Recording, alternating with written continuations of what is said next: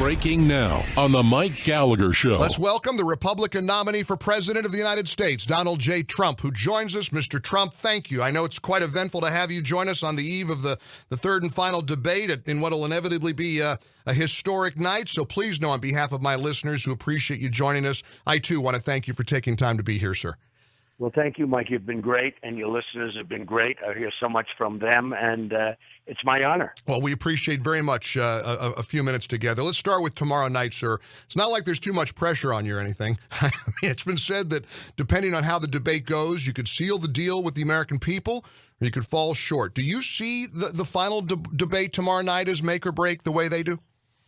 No, but I see it as another important cog and really another important evening in the whole very complicated puzzle. I think it's going to be very important. I think I did well in the two debates. I think I did very well, actually, in the second debate, according to everybody. And I really think that, I think it's going to be an important debate, yeah. Well, in fact, after this second debate, you once again, completely put the race into a dead heat, according to the Rasmussen White House survey that just came out. She's at 42 today. You're at 41%. That seems to be the pattern. I mean, in just the last week, I mean, there's been so much said about you, stemming from the release of this Access Hollywood tape. The media has been relentless in the coverage, and yet there have been hundreds and hundreds of scathing things released about the Clinton campaign, the Clinton Foundation, her State Department through the WikiLeaks material. Mainstream media coverage, not so much. Is this media lopsidedness what you mean when you talk about a rigged system, Mr. Trump? Well, it is a rigged system. The media is rigged, and it's a disgrace. And, they say in the history of politics there's never been a pile-on like this, Mike. And, they have people coming out telling stories about me 20 years ago. The stories don't exist. The stories are made up and totally fabricated. Those stories are absolutely the non-existent stories. They don't exist. They were made up, I don't know, for fame, or Clinton got them to do it, or for whatever reason, the women that came out. Yeah. And those stories are totally fabricated. And many of them have now already been debunked. You saw that where witnesses have come out and said that they were untrue and that, we have great facts for it. It's really an incredible thing that something like that could happen. And to watch it happen a few weeks before the general election, it's like everybody's in on this and knows what's happening this is why I'm so baffled at certain Republicans who are pushing back over your suggestion that we better be careful about a rigged election. Republicans have favored voter ID laws for years, have always had concerns about voter fraud. Suddenly, Donald Trump raises concerns about a rigged election, and Republicans get squeamish. Yeah, I'm very disappointed in leadership in terms of the Republicans, not in the people. The people get it. Right.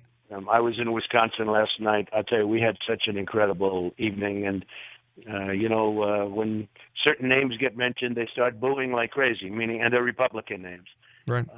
It's incredible. There's a lot of anger. Honestly, the leadership of the Republican Party has been it's been a very sad situation. With that being said, I see the polls just came out where in all of these swing states, I'm either leading or within 1 or 2 points. And I think we're going to do very well. I think people are really angry. It's almost like there's a game being played between the two parties. When I talk about rigged elections and I talk about the rigged media, the media is totally rigged. And it's, they'll put somebody on the front page of the New York Times whose story is not even credible, and they'll make it front page of the New York Times. And yet, a Trump-Pence Republican headquarters in North Carolina gets firebombed. I'm trying to picture how the media would cover the firebombing of a Hillary Democrat campaign. It would headquarters. be the biggest, and they'd make Trump into be the worst, most horrible. Oh yeah, you would have done it. You would have been responsible for it, and your supporters would have all been responsible. They hardly even covered it, and if that were done to a Democratic place of the same nature, it would be worldwide news. Right. It would be the biggest thing, and they'd say, racism and all of this other nonsense that they use. It's really a very sad thing. I'll tell you, the country's got a lot of problems, and I see it, in running. We're doing well. It's amazing that we're doing well, to be honest with you, because the media is almost 100%, negative. It's slanted. It's relentless. But a story like that would be the biggest story in the world. They'd be calling for my resignation. I know. They'd say I did it, that I lit the firebomb. It's really sad when you see what your family, Mr. Trump, has served you quite well during this campaign. Yes. In fact, this week, your wife gave some high-profile TV interviews. She doesn't do a lot of interviews. Is that a tough process for you to have your loved ones on the front lines like that for you? Well, I don't like having to have my wife answer questions about stories that don't exist, and she understands they don't exist. I mean, in the one case, the butler debunked the story. This People magazine writer, she writes a beautiful story about us 12 years ago. And then 2 nights ago, she said, I made advances. I didn't make any advances. And by the way, zero. And if I did, she would have written it because she would have gotten the Pulitzer Prize. I mean, she would have been given a prize. But she said the butler. So the butler is a good guy who, left or retired a long time ago. And he came back and he said, that never took place. Mm-hmm. That's horrible. That never took place. She never told the people at People magazine until the very night or the very end. It's a totally made-up story. She would have written it. If a thing like that happened, she would have written it in her story 12 years ago. Right. All of a sudden, the surfaces, the other person who was on The Apprentice, members of her family came out and said, no, she spoke most highly of Donald Trump. And then recently I get invited to a restaurant. I couldn't go. I can't go to a restaurant someplace. And she became upset and she wrote this, scathing thing about me. And her family actually came out and said how unfair it was. And numerous other ones. I mean, that woman on the plane, if that's not a phony story, that's just ridiculous. And yet, as the media focuses on stuff like this, on the other side, you've got this conservative activist, James O'Keefe, and his Project Veritas releasing what appear to be damning undercover videos with Democrat operatives. The tapes appear to show Democrat officials inciting violence at your rallies and your events, even appearing to take credit for shutting down that event in Chicago. Are you surprised by these allegations? He's done some very good work, and I'll tell you what, it was disgraceful to see that. No, it's a very unfair system. I'm telling you, the election's rigged. When you can have a person make a statement about me with no witnesses, no nothing from many years ago, right, and that ends up being a front-page story in the New York Times, and it's a totally false story, and debunked, and, but it doesn't help. Now people say, did it happen? Didn't it happen? Most people don't know. But when you can have a story like that, and it goes all over the world. Right. A woman sitting in an airplane 30 years ago, more, and it's all a phony story. I mean, just she told a total lie. And you can have a thing like that where she's sitting on Anderson Cooper for 45 minutes or whatever it was, talking about it.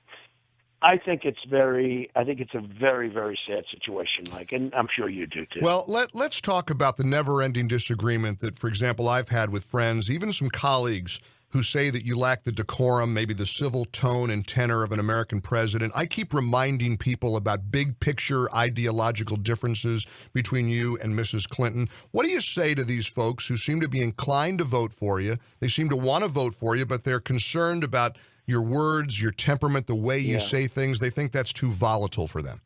Well, I think the best thing I have is temperament. I think it's maybe my strongest aspect because I win. I know how to win. And it's the best thing I have. And she's got a losing temperament, and she's got she's got a lot of problems. I mean, Bernie Sanders said terrible things about her. She doesn't know how to go about making the deal and doing. Look at her record. Look at Libya. Look at Benghazi. Look at Syria. Look at all of the mistakes she's made, one after another. Look at New York State, where she left it in tatters, and after saying she was going to bring in jobs. She has been really bad. The truth is she's got very bad judgment. Bernie Sanders said it loud and clear. And she's a very dishonest person. I mean, look, you see what's going on. She shouldn't even be allowed to run after what she did with her emails. She deleted 33,000 emails. She shouldn't be allowed to run. And has no answer for it. I mean, you stand there and you last week, the last debate, the second debate, you held her feet to the fire, and she just looks at you sort of blankly when you say, 33,000 emails, bleach bit. You're destroying, having devices destroyed with hammers. My goodness. Yeah. I mean, she's got no answer, and the moderators don't go after her. No, there's no follow-up. Why aren't you going after her? She stands there. There's no answer.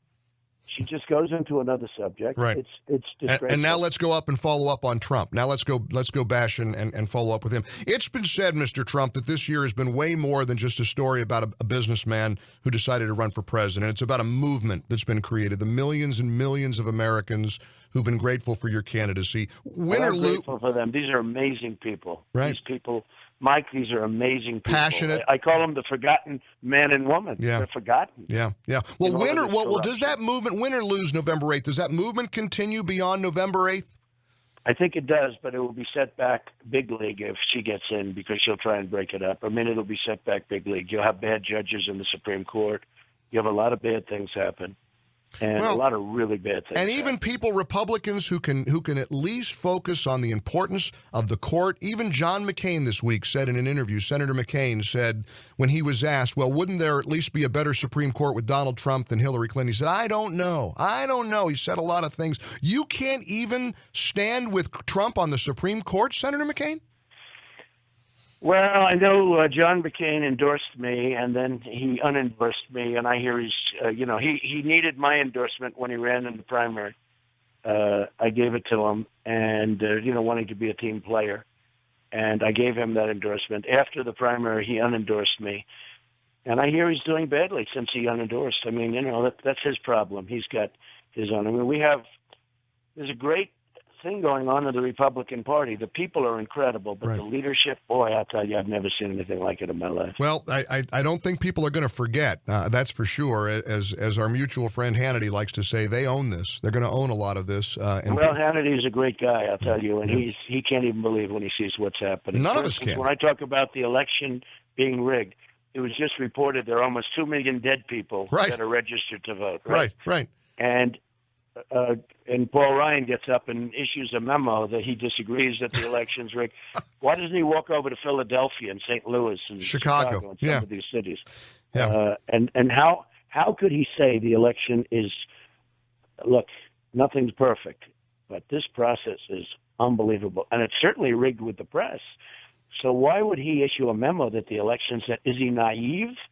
Because that's naivete or maybe something worse than lack of street smarts, as you said last night in Wisconsin. I don't know what it is, but, when you go to Philadelphia, where Romney got 0 votes, where McCain got 0 votes, but so they're very disappointed. Well, all we can do is hope and pray that your message goes around them, goes around this corrupt media, and goes directly to the people. Tomorrow night's a big night, Mr. Trump. You don't need me to remind you that you're the only thing that stands between Hillary and the White House. Millions of us are watching, hoping for an epic night for you. Good luck, Mr. Trump. And again, we're so grateful for always your accessibility to this show and our listeners. It means a lot to us.